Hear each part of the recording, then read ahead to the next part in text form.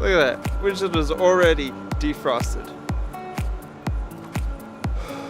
Can you see that? Can you see how cold it is?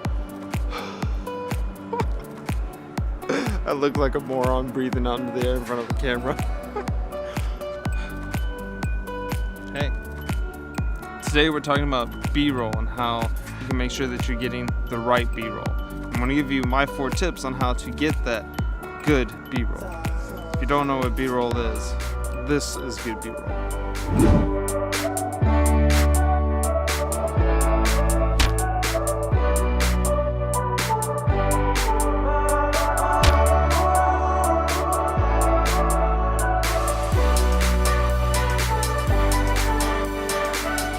To give a little more context on what it is we're talking about today, we're talking about B-roll, but not just necessarily straight up B-roll, but more how to do B-roll.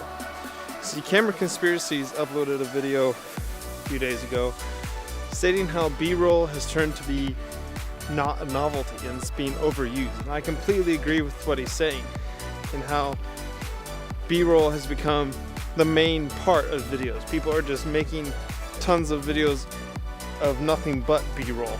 They're overusing it, and it's overused, and it's not good anymore. It's not something that we can look at as vloggers and YouTubers and see and be like, wow, that's really cool, that's unique, because everyone's doing it. It's not unique if everyone is doing it. All right, so I definitely believe that there is a right and a wrong way to use B-roll. So here's 4 tips of 4 ways that you can make sure that you're using B-roll the right way that will enhance your story and keep your audience's interest rather than lose it and get them to click off the video altogether. First tip number 1 is that you want to keep your B-roll in the context of the video that you're making. You see this awesome big yellow bus behind me, but if I show you B-roll of a big yellow bus from my videos about a Christmas party, what?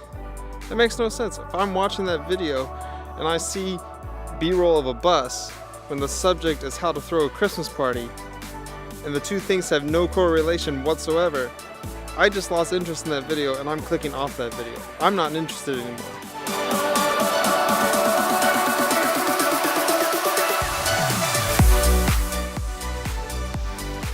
Alright, nextly, if you want to make... Nextly? What kind of heck? I'm really glad no one was around to hear me say that. Secondly, if you want your B-roll to be good, you need to keep it concise. You want to keep it short enough to get your viewers' attention, but yet long enough to keep your viewers' attention. Unless I'm doing a full 30-second segment, 60-second segment, or even a full video on B-roll that's just a cinematic vlog, I typically always use either 3 shots or 5 shots. That way it's just long enough to get your viewers' attention, and it's just short enough to keep them wanting more. It's like, ooh, that's spicy, ooh, that's good. I mean, don't get me wrong, I love B-roll. And, but it's an art. You have to get used to it.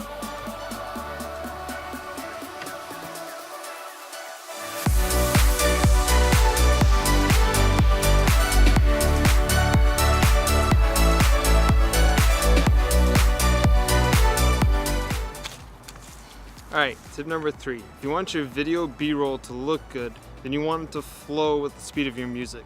If someone's jumping up and down, fast pace, going really quickly, then you want your B-roll to go with the speed of your music. You want fast music, but if I'm just moving real slow,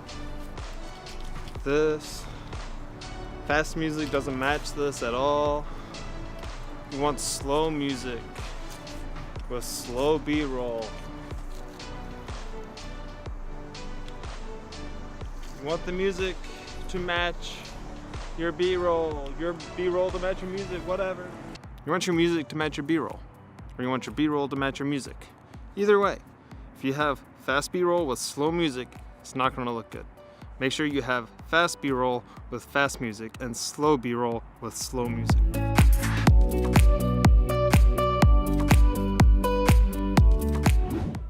All right.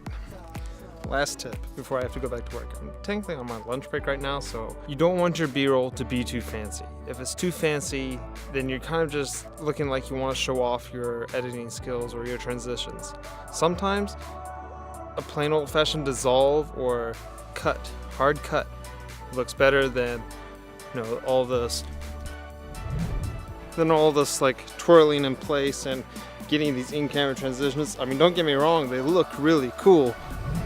But if you use it too much, it's going to look disorientating, it's going to be jostling, and your audience isn't going to enjoy it. You probably won't enjoy it as much in editing because it takes twice the amount of work to get those in-camera transitions to work than it is just to put a dissolve on the beginning and ending of your shot.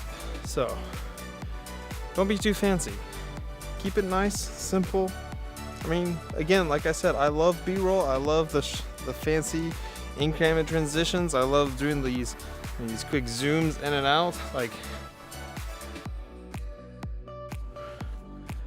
that's great. I love those. It's like putting too much sugar in your coffee. Makes it too sweet. It doesn't taste good if it's too sweet. Just the right amount. Okay, I have to go back to work.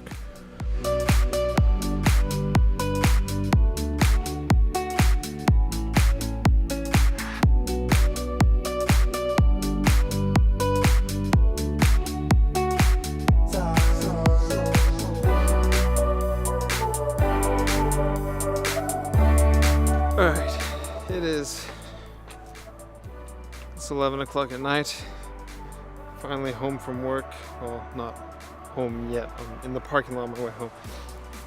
To recap on what I've been talking about today, I've been talking about B-roll and how you can tell whether or not you are doing B-roll right or wrong. So to recap, keep it in context, be concise, don't be too fancy, and keep your B-roll with the speed of your music. If you like this video, like it, comment, tell me what you liked about it, because it actually really helps me out quite a bit. Whether you know it or not, it really does help me. Subscribe if you're not already, and I'll see you guys in my next video. Bye-bye.